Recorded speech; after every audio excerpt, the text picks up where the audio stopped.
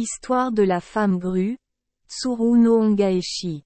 Il était une fois un jeune homme qui vivait seul dans une maison délabrée d'un village. Un matin, le jeune homme sortit tondre la pelouse et aperçut une grue coincée dans les hautes herbes, essayant de battre des ailes pour s'échapper. Le jeune homme a eu pitié de la grue, alors il a soigneusement coupé l'herbe, a retiré la jambe de la grue et l'a relâchée.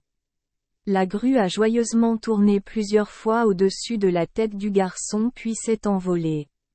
Ce soir-là, le jeune homme entendit frapper à sa porte. Il ouvrit la porte et vit une belle fille debout devant lui. La fille a dit: « Je suis perdue et il fait noir.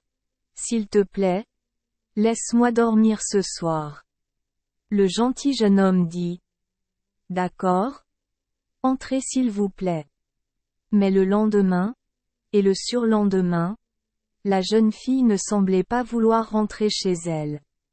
Elle cuisinait, nettoyait la maison puis proposa: « S'il te plaît, laisse-moi être ta femme. » Le jeune homme fut surpris.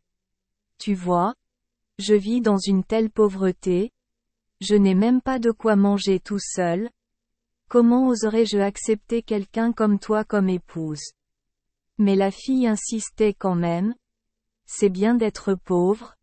Laisse-moi être ta femme. » En entendant cela, le garçon a joyeusement pris la fille pour épouse. Les deux vivaient heureux ensemble. C'est l'hiver. La neige a commencé à tomber. La femme dit à son mari: « Je veux tisser du tissu. S'il te plaît, prépare-moi une chambre. » Le mari a réussi à préparer une salle de tissage pour sa femme.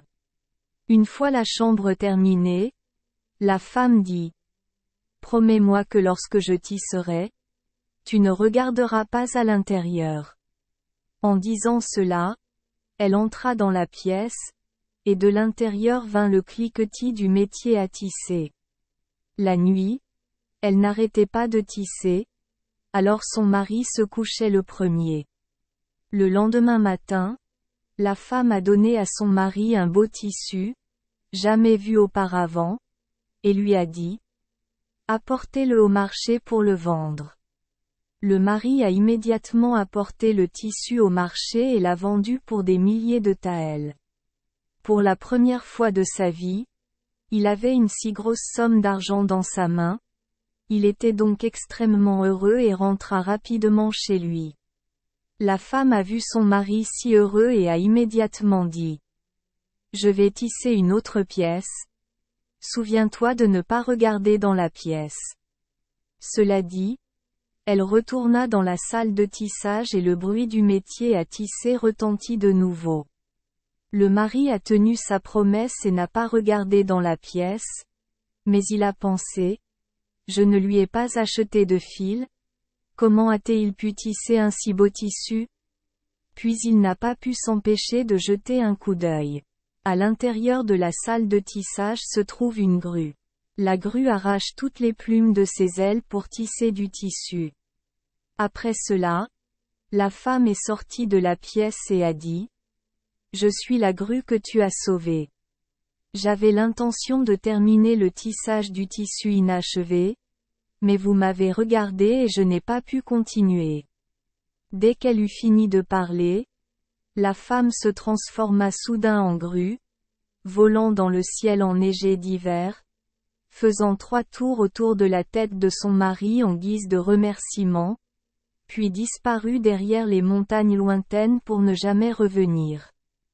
Merci les enfants des Esperluette Croisillon 39. Avoir écouté des contes de fées au jour Esperluette Croisillon 39. 8.